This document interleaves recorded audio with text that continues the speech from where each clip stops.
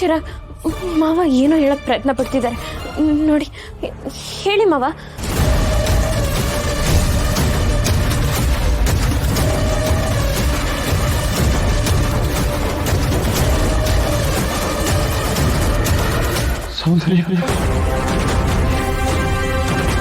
ಮಾವ ಮೋಸ್ಟ್ಲಿ ಇವತ್ತು ಸತ್ಯ ಹೇಳ್ತಾರೆ ಅನ್ಸುತ್ತೆ.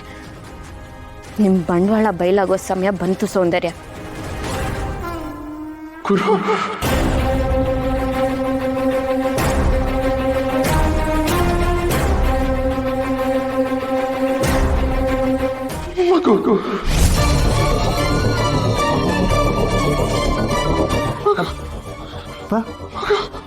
ಅಪ್ಪ ಹೇಳಿ ಮಾವ.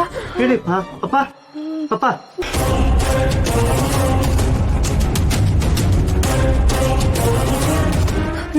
ನಾನು ಆಂಬ್ಯುಲೆನ್ಸ್ ಕಾಲ್ ಮಾಡ್ತೀನಿ ಚಿರಾಗ್. ಮಾವ ಇವ್ರ ಬಗ್ಗೆ ಬೇರೆ ಏನೋ ಹೇಳಕ್ ಪ್ರಯತ್ನ ಪಡ್ತಿದ್ದಾರೆ. ಅಪ್ಪ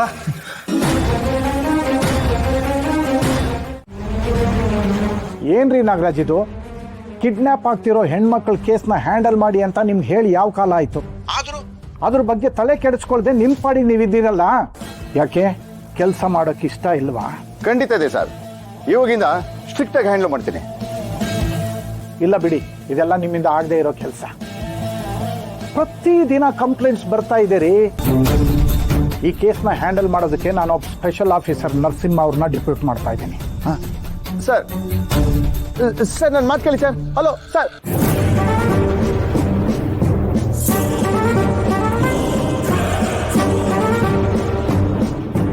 ಏನ್ ಮಿಸ್ಟರ್ ನಾಗರಾಜ್, ಸಿಕ್ಕಿದ ಒಳ್ಳೆ ಅವಕಾಶ ಕೈ ಜಾರ್ತಾ? ಸೈ, ಅದೆಲ್ಲ ನಿನ್ಗ್ಯಾಕೆ?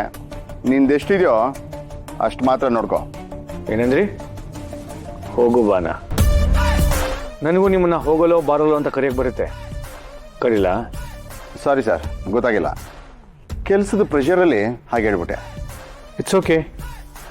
ಇನ್ಮೇಲೆ ಅದು ಸ್ವಲ್ಪ ತಗ್ಗಿ ಬಗ್ಗಿ ನೋಡೋದನ್ನ ಸ್ವಲ್ಪ ಕಲ್ತ್ಕೊಳ್ಳಿ. ಸರಿ ಸರ್. ಹೈಯರ್ ಆಫೀಸರಿಂದ ಕಾಲ್ ಬರ್ತಿದೆ, ಏನೋ ಕೇಳೋಣ. Hello sir. ಮಿಸ್ಟರ್ ನರಸಿಂಹ, ನಿಮ್ಗೊಂದು ಕೇಸ್ನ ಹ್ಯಾಂಡ್ ಓವರ್ ಮಾಡಬೇಕು ಅಂದ್ಕೊಂಡಿದ್ದೇನೆ. ಖಂಡಿತ ಸರ್, ಇಟ್ಸ್ ಮೈ ಡ್ಯೂಟಿ.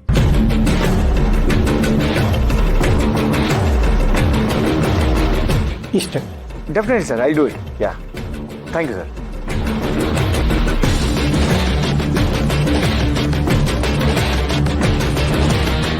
ಏನ್ ನಾಗರಾಜ್, ನಿಮ್ಗೆ ಹೇಳಿದ ಕೆಲಸನ ಯಾಕೆ ಮಾಡಲಿಲ್ಲ ನೀವು? ನೋಡಿ, ಈಗ ನನಗೆ ಮಾಡಕ್ಕೆ ಹೇಳ್ತಾ ಇದ್ದಾರೆ.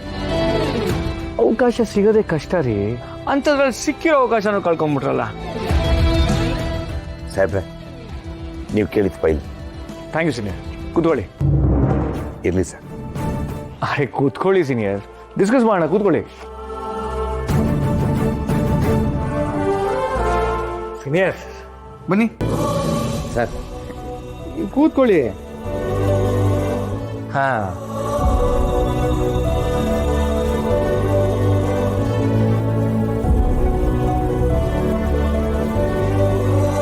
ನಾಗರಾಜ್ ಸರ್, ಕಮಲಾಂಟಿ ಕ್ಯಾಂಟೀನ್ಗೆ ಹೋಗ್ಬಿಟ್ಟು ಎಲ್ರಿಗೂ ಟೀ ತಗೊಂಡ್ಬಿಡಿ. ನಾನು ಸರ್? ಹೌದು, ಹಾಗೆಲ್ಲ ನೀವು ಎಲ್ಲರಿಂದ ಕಾಫಿ ಟೀ ತರಿಸಿದೆ ತಾನೆ? ಹೌದು ಸರ್, ಆದರೆ ಅವರೆಲ್ಲ ನನ್ನ ಕೈ ಕೆಳಗಿರೋರು. ಆದರೆ ಈಗ ನೀವು ನನ್ನ ಕೈ ಕೆಳಗಿದ್ದೀರಲ್ವಾ, ಈ ಥರದ್ರಲ್ಲಿ ಏನು ತಪ್ಪಿದೆ ಸರ್? ನನ್ನ ಮಾತು ಬೆಲೆ ಕೊಟ್ಟು ಗುರುಭಾವನ್ ಕರೆಸಿದ್ರಲ್ವಾ, ತುಂಬಾ ಥ್ಯಾಂಕ್ಸ್. ಲುಕ್ ಎಟ್ ದಮ್, ಅವ್ರು ಎಷ್ಟು ಅಮೇಝಿಂಗ್ ಕಪಲ್ ಅಲ್ಲ.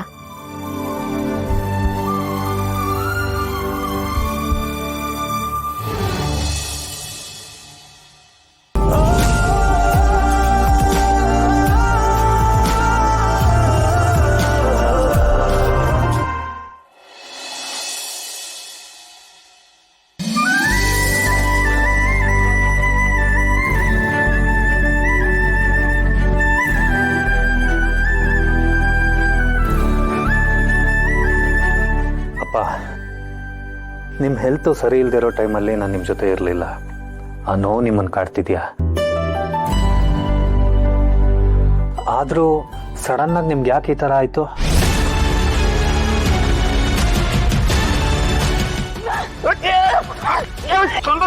ಏನ್ ಮಾಡ್ತಾ ಇದೀಯ ಬಿಡು.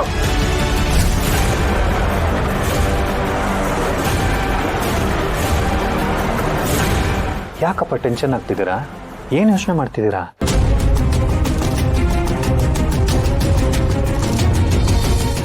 ನೀವು ತಗೊಳ್ತಿದ್ದಿದ್ದು ಅದು ಯಾವುದೋ ಒಂದು ಟ್ಯಾಬ್ಲೆಟ್ ರಿಯಾಕ್ಟ್ ಆಗಿ ನಿಮ್ಮ ಬಾಡಿಲಿ ಏರುಪೇರು ಆಗ್ತಿದೆ ಅಂತ ಕೇಳ್ಪಟ್ಟೆ. ಇರಲಿ ಬಿಡಿ, ಇನ್ನು ಮುಂದೆ ನಾನು ಯಾವಾಗಲೂ ನಿಮ್ಮ ಜೊತೆನೇ ಇರ್ತೀನಲ್ಲ, ಈ ಥರದ್ದೆಲ್ಲ ಆಗೋದಕ್ಕೆ ನಾನು ಬಿಡಲ್ಲ.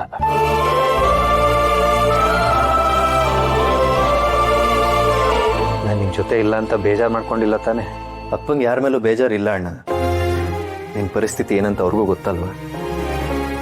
ಅವರು ನೋಡ್ಕೊಳ್ಳೋಕ್ಕೆ ನಾವೆಲ್ಲರೂ ಇದ್ವಿ. ನೀನೇನು ತಲೆ ಕೆಡಿಸ್ಕೋಬೇಡ. ಇನ್ಮೇಲೆ ನಾನು ನಿಮ್ಮ ಜೊತೆ ಇದ್ದು ಅಪ್ಪನ ಬಗ್ಗೆ ಕೇರ್ ತಗೊಳ್ತೇನೆ. ಖಂಡಿತ ತಗೋ.